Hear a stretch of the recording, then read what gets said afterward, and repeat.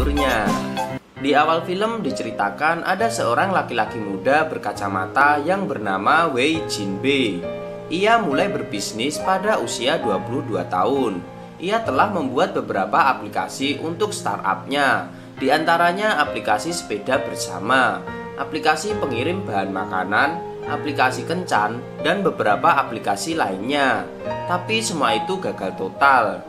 Kegagalan Jinbei sendiri baru saja terjadi 15 hari yang lalu ketika ia kehilangan 890.000 yuan yang merupakan tabungan terakhirnya. Semenjak kejadian itu, ia menjadi hidup menggembel dan menderita insomnia. Karena hal itulah seseorang menyuruhnya untuk pergi ke psikiater untuk memeriksakan kejiwaannya. Saat berada di psikiater, keadaan Jinbei malah bertambah buruk. Karena itulah ia berpikir untuk bunuh diri dengan cara melompat dari gedung pencakar langit yang benar-benar tinggi. Saat bersiap melompat dari gedung, tiba-tiba saja ada seorang laki-laki yang menyelamatkannya dengan menarik jaket dari Jinbei. Ternyata laki-laki itu adalah Xiu Bing. Dia tidak berniat menyelamatkan Jinbei, tapi ia di sana untuk mengirimkan sebuah paket terakhirnya untuk Jinbei. Xiu Bing sendiri tinggal di sebuah pegunungan di provinsi Yunnan. Sejak kecil ia disuruh ayahnya untuk pergi meninggalkan desa agar ia bisa melihat dunia luar. Ia pun terobsesi untuk pergi ke Beijing.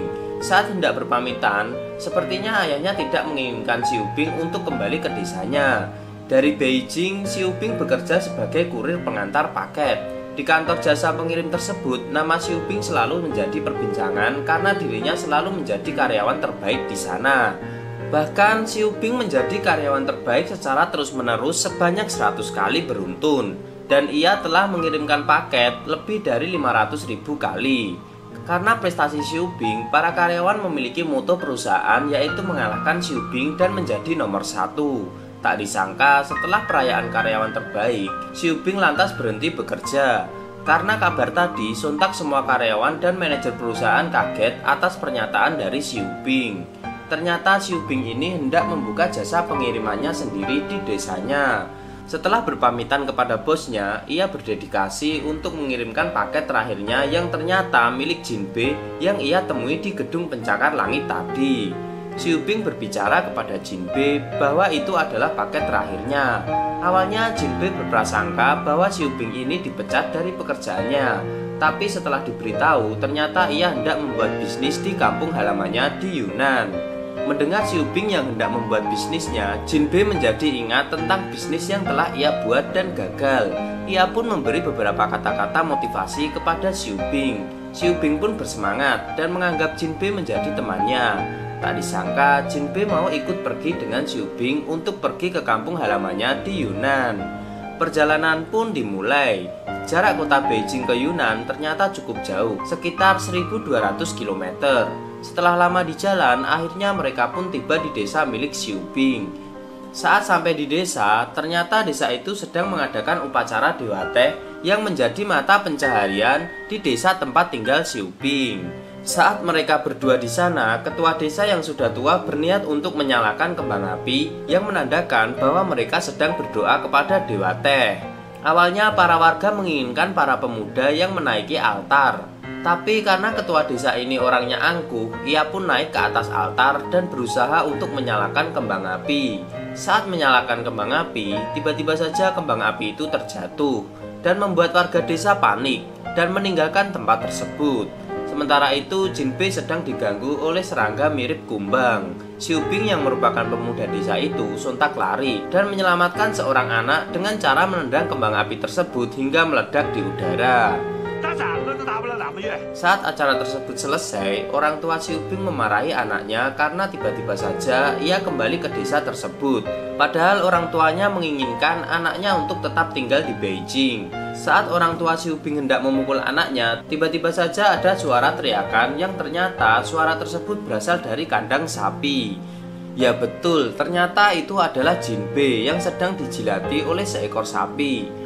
Muka Jinbei menjadi bengkak karena serangga tadi. Oleh karena itu, warga desa yang melihat hal itu membiarkan seekor sapi menjilati luka yang dimiliki Jinbei. Menurut warga desa, obat terbaik untuk sengatan serangga adalah membiarkan sapi untuk menjilatinya.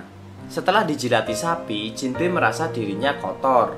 Apalagi saat hendak makan siang di desa tersebut, makanan yang disajikan merupakan makanan-makanan ekstrim khas desa tersebut seperti ulat, belalang, dan makanan ekstrim lainnya. Tapi untungnya saja di desa tersebut merupakan penghasil teh terbaik. Jadi walaupun hidangannya ekstrim, Jinbe setidaknya bisa meminum beberapa gelas teh. Saat itu ternyata masih dalam upacara adat untuk berdoa kepada dewa teh. Para pemuda sedikit kecewa dengan hasil penjualan teh dan menganggap upacara itu tidak berguna karena semua panen teh akan dibeli dengan murah oleh pemilik pabrik teh. Mendengar hal itu, ketua desa pun marah dan mengusir pemuda tersebut. Jadi sekarang pemuda yang meninggalkan desa bertambah satu lagi dan sampai saat ini berjumlah 79 orang. Mendengar hal itu, Jinbe pun menganalisa mengenai penjualan teh yang ada di desa tersebut. Dan ia pun mulai paham kenapa teh di desa itu tidak laku dijual, padahal rasanya sangat enak. Karena ia kebanyakan mengoceh tentang harga teh, tanpa disadari ia pun menampar dirinya sendiri dan membuat Xiu Bing kaget. Kemudian Xiu Bing dan Jinbe pergi ke bukit desa dan melihat upacara desa dari jauh. Jinbe sedikit ragu dengan ide yang dimiliki Xiu Bing, apalagi sekarang pemuda kampung ada lagi yang meninggalkan kampung tersebut. Walaupun begitu, Xiu Bing tidak patah arah dan tetap saja berpegang teguh untuk membentuk sebuah bisnis pengiriman barang. Ia pun kembali mengajak Jinbe dan memanggilnya dengan sebutan rekan. Awalnya Jinbe masih saja ragu karena dulunya ia masih dilanda galau karena banyaknya kegagalan. Tapi Xiu Bing tetap saja memaksanya walaupun saat ia terjatuh ke dalam jurang karena dikagetkan oleh seekor sapi. Karena jatuh dari ketinggian, ia pun harus dirawat dan diberi gips oleh penduduk desa. Jinbe pun harus tidur satu ruangan dengan Xiu Bing. Dan karena hal itulah ia tidak bisa tidur karena selalu diganggu oleh anak yang tertidur di sampingnya. Ternyata hari itu luka lebam yang diakibatkan serangga telah sembuh karena jilatan sapi tersebut. Dan itu adalah hari di mana Jinbe tidak tidur selama 23 hari. Pagi pun dimulai. Saat Xiu Bing membeli sebuah warung kelontong untuk dijadikan kantor pengiriman miliknya. Setelah itu ia merekrut beberapa karyawan yang ternyata para tetua desa yang sedang menganggur karena panen teh yang harganya tidak sebanding saat panen tiba. Mereka pun mulai memperkenalkan diri masing-masing yang kebanyakan adalah warga desa. Melihat karyawan yang dimiliki Xiu Bing, Jinbe pun tidak percaya dan mengatakan bahwa jika paket itu diantar oleh orang-orang itu, maka paket tersebut akan keluar dari dunia. Para karyawan pun sedikit marah pada Jinbe, tapi Jinbe pun merubah pemikirannya ketika melihat kemampuan para pekerja tersebut. Setelah itu, karena bisnis Xiu Bing adalah jasa pengiriman, akhirnya mereka berdua pun mencari pelanggan di pasar. Sesampainya di pasar, mereka agak kesulitan untuk mencari pelanggan. Tapi karena ide Jinbe, mereka pun berhasil mendapatkan pelanggan dan menawarkan beberapa barang murah dari Shopee dan menawarkan pada warga desa yang ada di pasar. Karena harga di Shopee murah-murah dibandingkan harga yang pedagang tawarkan, tentu saja membuat para pedagang marah dan menganggap Xiu Bing penipu. Jinbe pun tahu pada akhirnya akan berakhir dengan dikeroyok pedagang pasar. Sesampainya di kantor, mereka pun saling evaluasi untuk mendapatkan hasil yang maksimal. Tak disangka saat mereka sedang berdebat, mereka pun mendapatkan pelanggan pertamanya. Awalnya Jinbe masih ragu, tapi tak disangka pelanggan pertama mereka membawa teman-temannya dan pada akhirnya mereka pun kebanjiran order. Semua penduduk desa pun makin gila berbelanja karena ide dari Xiu Bing dan Jinbe.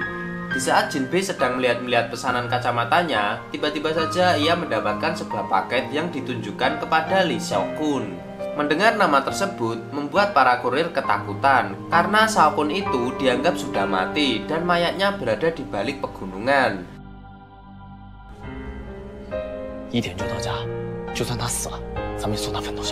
Tapi karena kegigihan Xiu Bing, ia pun tetap saja akan mengantarkan paket tersebut bersama Jinbe. Di jalan mereka dikejutkan dengan beberapa warga desa yang nampak seperti hantu. Walaupun ketakutan, mereka pun akhirnya sampai di alamat yang ditulis oleh Xiaokun. Saat masuk ke dalam rumah, mereka pun ketakutan karena melihat sosok Xiaokun yang dikira hantu. Tapi ternyata Xiaokun ini masih hidup. Di sana ia sedang mengembangbiakan sebuah varian kopi. Ia dianggap mati oleh ayahnya yang merupakan kepala desa karena menebang beberapa pohon teh desa untuk menanaminya sebuah pohon kopi. Xiu Bing dan Jin Bei pun tak lupa disuguhi kopi oleh Shao Kun. Di sini Xiu Bing sama sekali tidak bisa menikmati rasa kopi, sedangkan Jin Bei dan Shao Kun bisa merasakan cita rasa kopi yang mereka nilai kopi tersebut merupakan kopi terbaik di sana. Shao Kun tertegun karena baru kali ini ia bertemu dengan penikmat kopi semenjak ia meninggalkan desa tersebut. Karena saat berada di desa, minuman utama warganya biasanya adalah teh manis. Xiu Bing merasa cemburu karena Jin Bei menjadi dekat pada Shao Kun. Ia pun memberitahu bahwa dirinya membuka toko pengiriman dan paket yang ia kirim tidak dikenakan biaya sepersen pun, dan Shao Kun diminta mampir ke sana. Saat Xiu Bing meninggalkan Shao Kun, ia pun terus saja mengomel akan membuatnya untuk memakai jasa pengiriman yang ia miliki bersama Jin Bei. Hari pun berganti. Tiba-tiba saja pemilik desa memberitahu penduduknya agar mereka menyisihkan uang untuk digunakan membangun jalan. Karena warga desa sudah mulai kehabisan uang dan uangnya mereka belanjakan barang-barang online, mereka pun pergi ke Xiu Bing untuk mereturn semua barang-barang yang pernah ia beli.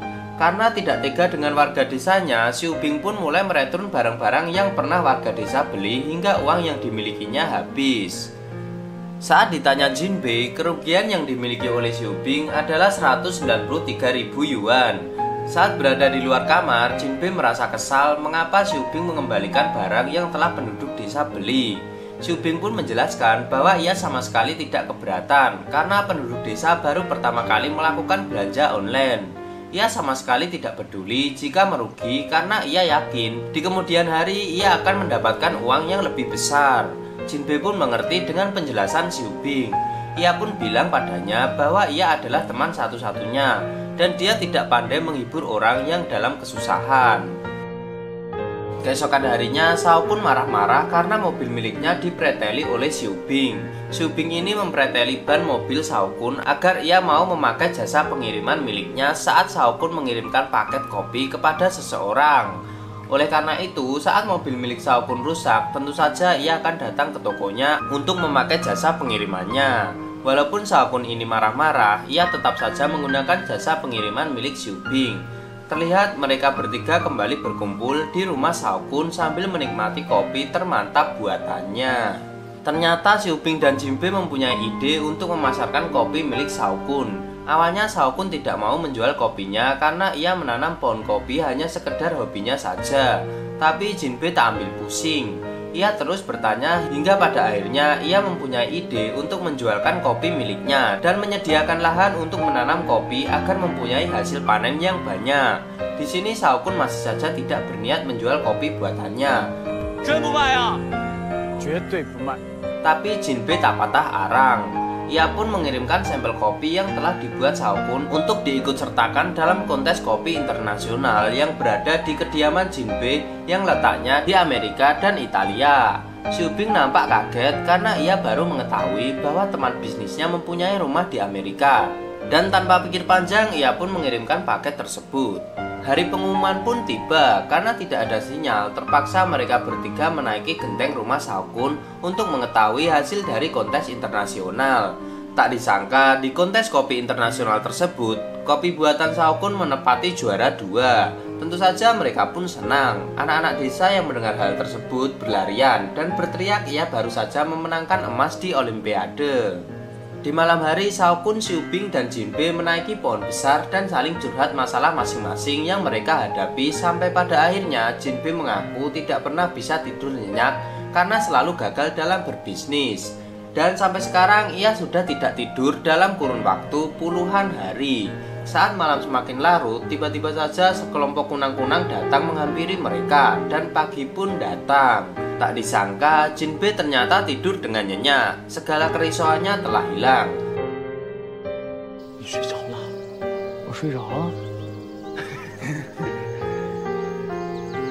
Saat pagi menjelang, mereka pun mulai menjadi mitra bisnis. Jin Bei yang berkecimpung dalam e-commerce, Shao Kun dalam produksi kopi, sedangkan Xiu Bing dalam bidang pengiriman. 3 orang yang gagal pun memulai bisnis mereka dengan kesungguhan hati. Dengan pemikiran matang Jin Bei dan mereka berdua, Xiu Bing pun meminta persetujuan penduduk desa untuk menanam kopi secara massal menggunakan pengeras suara milik ayah Shao Kun dan meyakinkan para penduduk desa untuk menanam bibit kopi. Awalnya kepala desa terlihat marah, tapi pada akhirnya ia tidak akan memarahi mereka bertiga karena memiliki ide gila tersebut. Ia hanya mengkhawatirkan warga desa jika saja mereka semua akan gagal dalam menanam kopi tersebut. Xiu Bing pun berkata bahwa kepala desa adalah ayah dari Shao Kun. Jadi warga desa berhak untuk memutuskan sendiri apa yang mereka inginkan. Saat sedang tertidur, tak disangka para penduduk desa datang ke rumah Shao Kun untuk diajari menanam kopi dan menyediakan tanah yang mereka miliki untuk ditanami bibit kopi milik Shao Kun. Walaupun Jinbe dan kawan-kawan tidak bisa membayar, tapi warga desa pun percaya dengan ucapan mereka bertiga. Dan pada akhirnya semua lahan yang awalnya ditanami pohon teh berubah menjadi pohon kopi. Tanaman kopi yang ditanam oleh warga desa perlahan sudah mulai menghasilkan. Bahkan saat dijual di Shopee, produk yang mereka jual laku keras walaupun dengan harga yang mahal. Saat mereka sedang menikmati kesuksesan dengan mandi di kolam biji kopi, tiba-tiba saja seseorang menelponnya untuk bertemu dengan mereka, yaitu pemasok kopi terbesar di dunia. Mereka pun melanjutkan mandi kopi sambil bersenang-senang dengan hasil jerih payah yang mereka buat. Di malam hari, Shao Kun curhat bagaimana ia bisa dibuang oleh ayahnya. Ia sangat ingin menang dari ayahnya. Oleh sebab itu, ia meracik kopi buatannya. Dan setelah sekian lama, akhirnya ia bisa menang darinya. Di pagi hari, orang itu akhirnya datang di kediaman Shao Kun. Awalnya mereka sangat senang karena apa yang mereka kerjakan dihadiahi uang sebesar 6 juta yen. 600了。 Jinbe adalah orang yang menginginkan uang itu, sedangkan Shao Kun dan Xiu Bing hanya memikirkan warga desa karena pada mulanya ia berniat untuk membuat warga kampungnya menjadi sukses. Ia berpikir jika ia menjual kopi tersebut pada orang itu, maka warga desanya sama sekali tidak ada perubahan seperti pada waktu warga desa menjual tehnya ke beberapa pabrik di kota. Mereka bertiga pun bersih tegang dan membuat Jinbe marah dan meninggalkan Yunnan dan pergi kembali ke Beijing untuk bertemu psikiater. Di sana ia membicarakan bagaimana kehidupan di desa Yunnan. Akhirnya lama-kelamaan Jinbe sadar apa yang seharusnya ia lakukan. Akhirnya ia kembali ke desa untuk bertemu dengan Xiu Bing dan Shao Kun dan melanjutkan bisnis yang saat itu sempat terhenti. Jinbe dan teman-temannya pun akhirnya sudah memiliki pabrik kopi dan mempunyai calon pembeli di seluruh daratan Cina. Bahkan dalam flash sale saja, produknya terjual hanya dalam beberapa detik saja. Mereka pun mendapatkan penghargaan dan kopi mereka laku di 30 negara.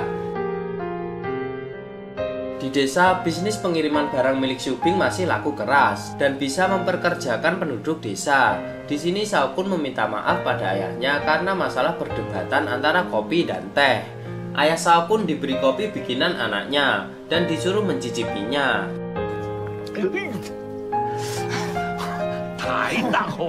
Ia pun berkata kopi buatan Shao Kun sangat tidak enak dan Shao Kun malah tertawa. Ayah Shao Kun ternyata berpura-pura kopi buatannya pahit, padahal sebenarnya kopi tersebut enak. Hal tersebut sama seperti ketika Shao Kun mengatakan teh di desanya tidak enak, padahal sebenarnya Shao Kun menginginkan teh tersebut.